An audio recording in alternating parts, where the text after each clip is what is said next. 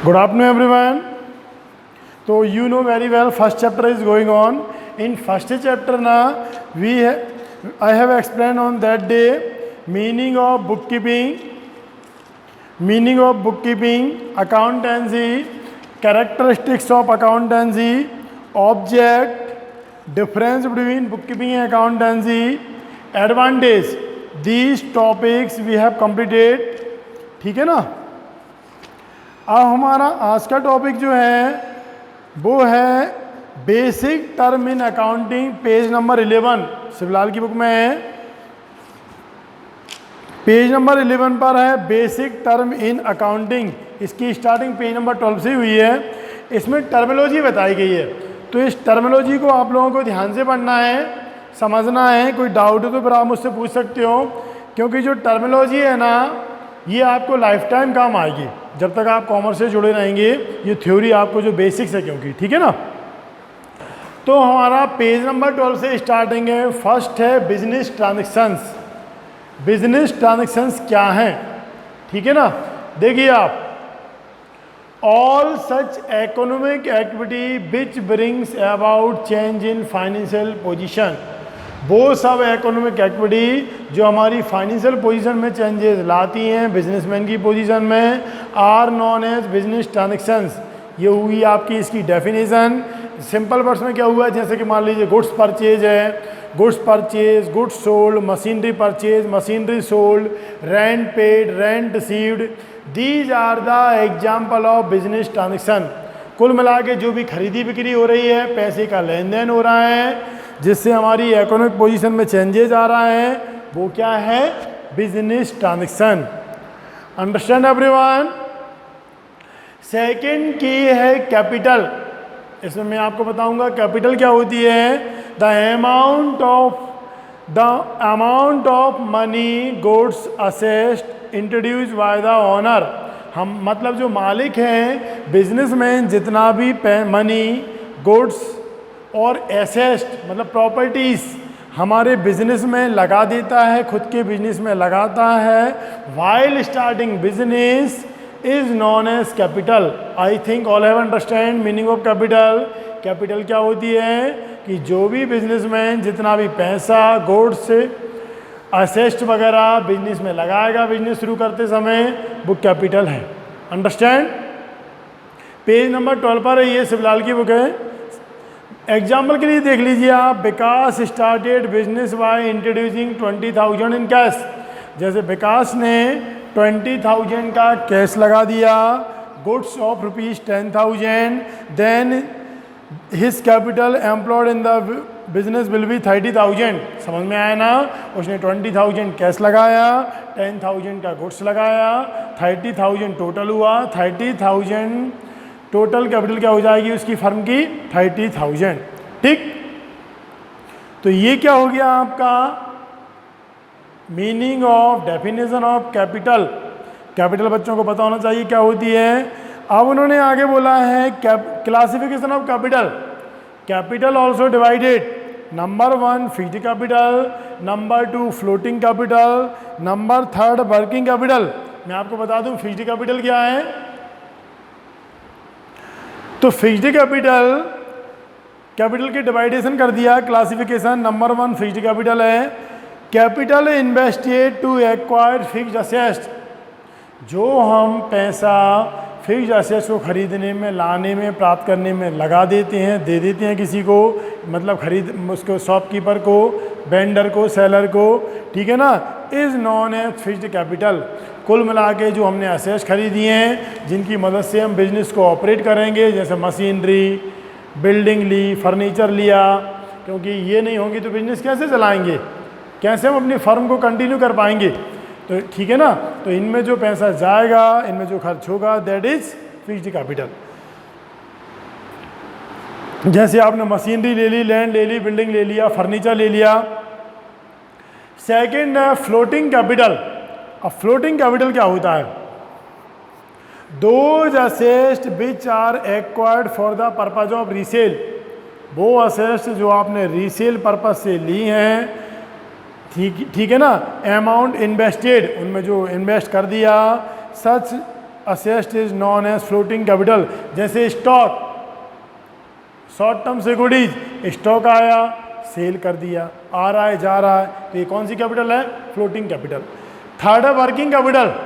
Simple words में मैं आपको बता दूं तो बिजनेस ऑपरेशन के लिए, मतलब बिजनेस को चलाने के लिए, ऑपरेट करने के लिए जो पैसा चाहिए दैट इज वर्किंग कैपिटल। ठीक है ना। डेफिनेशन देखते हैं अपन वर्किंग कैपिटल क्या है। Capital kept for meeting out day to day operational activity, मतलब बिजनेस को ऑपरेट करने के लिए डे टू डे जो मनी रिक्वायर्ड है दैट इज वर्किंग कैपिटल। वो कौन सी कैपिटल है? Working capital. ठीक, तो इसका एक फॉर्मूला भी है वर्किंग कैपिटल का, current assets minus current liabilities. मतलब विद इन 1 ईयर असेस्ट क्या होती हैं? प्रॉपर्टी जिनकी हेल्प से हम बिजनेस को ऑपरेट कर रहे हैं, चला रहे हैं। तो हमारे पास विद इन 1 ईयर की जो मनी है, पैसा है जो बिजनेस ऑपरेशन में हेल्प कर रहा है, यदि उनमें से हम विद इन 1 ईयर में जो खर्च किए उनको हटा दें, जो बचेगा दैट इज क्या हुआ? Working capital. मतलब जैसे आप मंथ में जो भी कमा रहे हैं और उसमें से जो खर्च कर रहे हैं उसको माइनस कर दें, जो बचेगा तो वो आपकी बचत है, उस बचत से आप क्या करेंगे? खर्चे करेंगे बाकी, तो वो कौन सी कैपिटल है? Working capital. Understand everyone? आगे आता है हमारा कि drawing.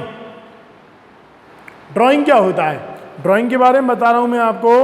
When the owner of business, जो बिजनेस का ओनर है ना, when the owner of business withdraw some amount of cash और गुड्स फ्रॉम द बिजनेस, जब बिजनेसमैन अपने खुद के बिजनेस से कैश या गुड्स पर्सनल यूज के लिए विड्रॉ कर लेता है, मीन्स निकाल लेता है, that is known as drawing. वो क्या है? ड्राइंग है।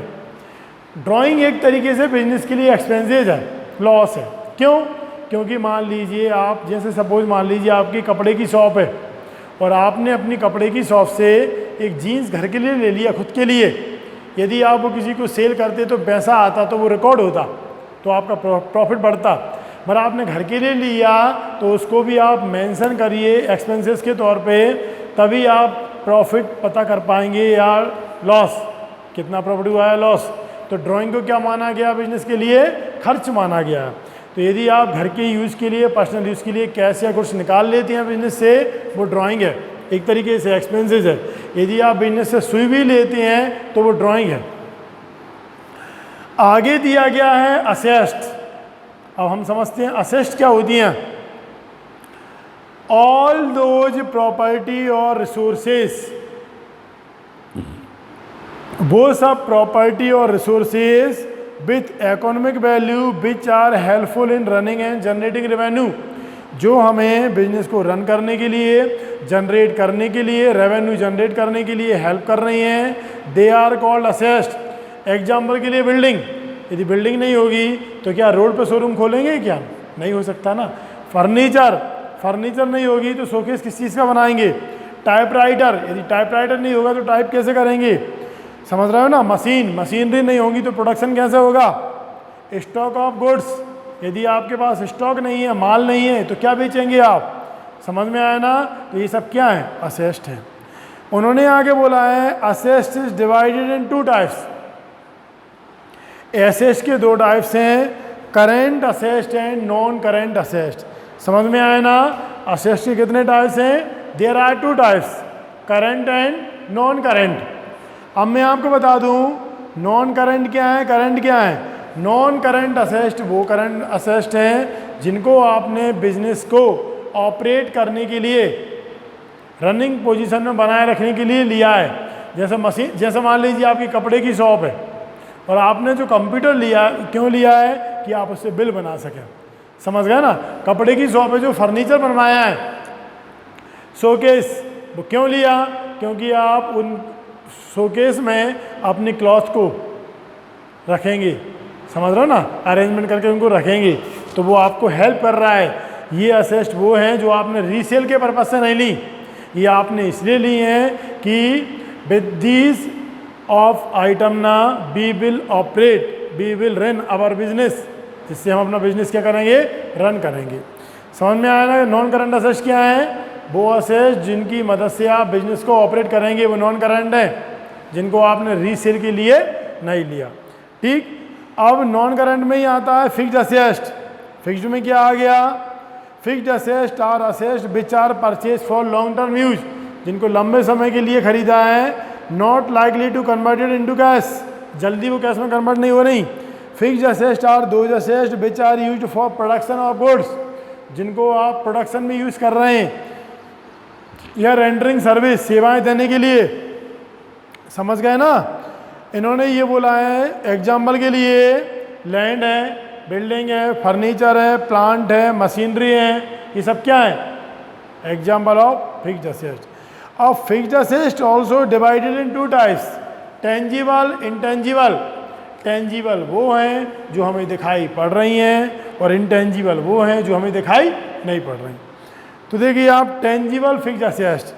Tangible fixed assets are those assets which can be seen and touch, जिनको हम देख सकते हैं, जिनको हम छू सकते हैं, they are tangible. For example के लिए building, land, plant, furniture etcetera. ठीक है ना? अब है intangible. Intangible assets are those assets which can not be see and touch, जिनको ना हम देख सकते ना ही हम उनको छू सकते, वो इंटेंजिबल हैं। फॉर एग्जाम्पल के लिए गुडविल। अब बच्चे कहते हैं गुडविल नहीं समझते हो, गुडविल क्या है? गुडविल क्या है? गुडविल इज द नेम और fame of business enterprises which is earn from there customer. Goodwill हमारा नाम है, गुडविल हमारी प्रसिद्धि है, जिससे दूर दूर से लोग हमारे पास आने लगते हैं। फॉर एग्जाम्पल के लिए जैसे मान लीजिए आपको घर में टेलीविज़न चाहिए तो आप सोनी कंपनी का लेंगे। ऐसा क्यों? क्योंकि उसकी मार्केट में रेपुटेशन है, वो ड्यूरेबल आइटम है, उसकी गुडविल है। समझ में आया ना? तो गुडविल एक ऐसी चीज़ है जो आप फील कर सकते हो, देख नहीं सकते, छू नहीं सकते, तो ये इंटेंजिबल में आएगा। Understand everyone? ठीक है ना? ट्रेडमार्क, साइन सिंबल, पेटेंट, किसी चीज़ को बनाने का राइट्स, ये पेटेंट्स है। इन्वेंशन राइट, तो ये एग्जाम्पल थे आपके इंटेंजिबल असेस्ट। अब है current assets. Current assets are those assets which can be converted into cash within 1 year, within 12 month. वो असेस्ट जिनको आप कैश में कन्वर्ट कर सकते हैं विद इन 1 ईयर। समझ गए ना? वो करंट असेस्ट हैं। जैसे कि कैश इन हैंड, वो तो कैश ही है। कैसेट बैंक, जो बैंक में पैसा है।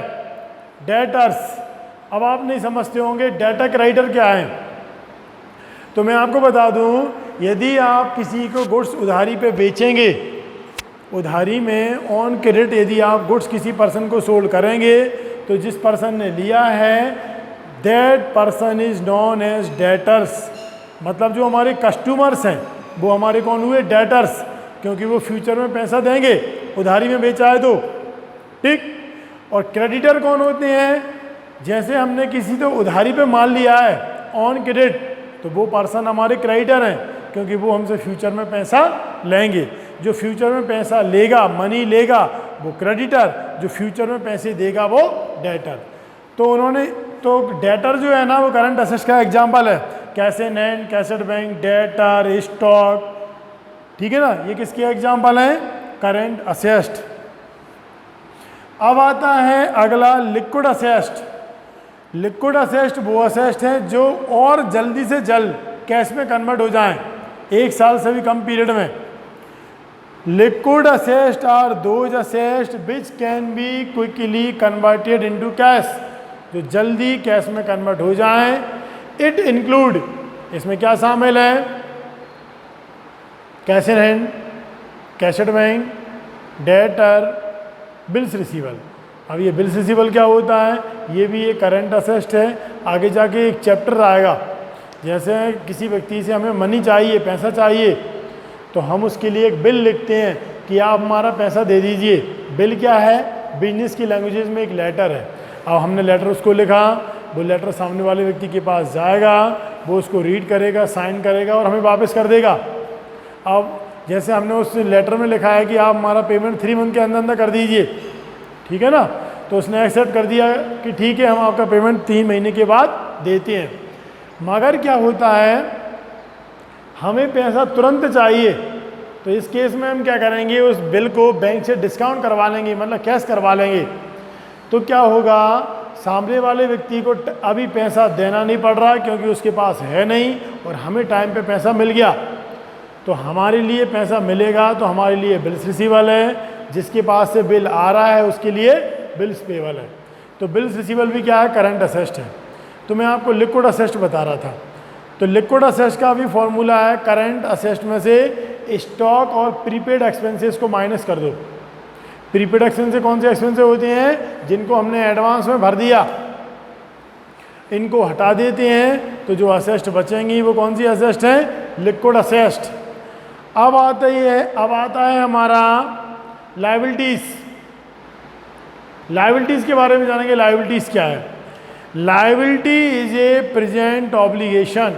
लायबिलिटी क्या है, ऑब्लिगेशंस हैं, मतलब रिस्पॉन्सिबिलिटीज हैं, दायित्व हैं of enterprise arising from past events, जो हमारी पिछली इवेंट्स के कारण, ट्रांजेक्शन के कारण हुई हैं।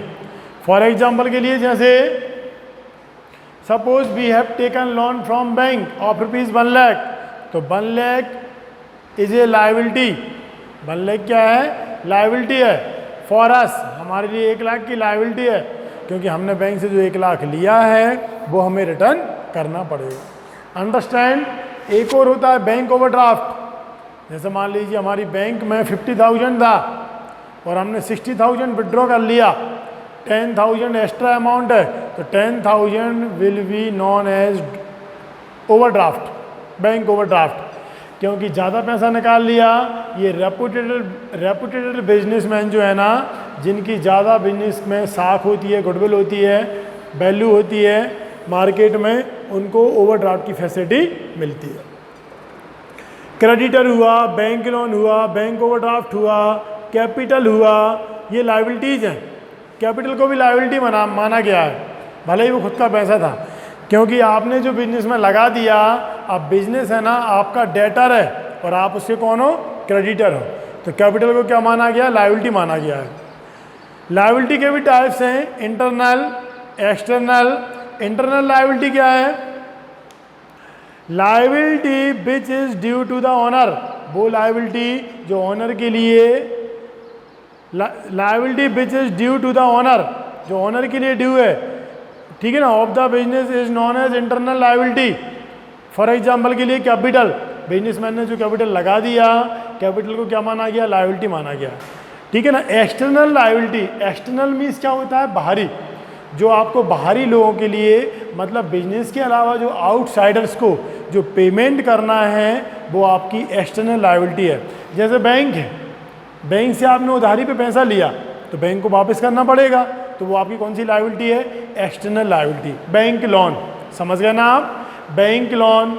जैसे मान लीजिए आपने गुड्स परचेज कर लिया, when we have purchase goods on credit basis from another party, आपने किसी दूसरी पार्टी से उधारी में माल लिया, तो वो भी आपसे पैसे लेंगे, वो आपके कौन है, क्रेडिटर है।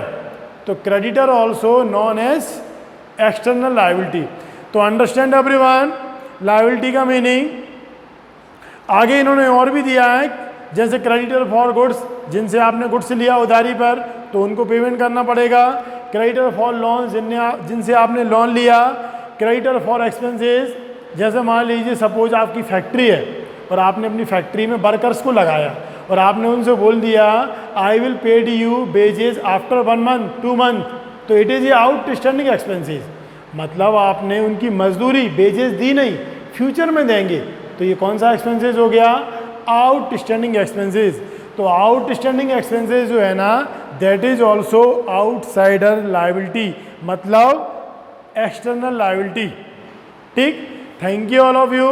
Tomorrow we will continue in next class, we will continue topic. Okay, thank you all of you.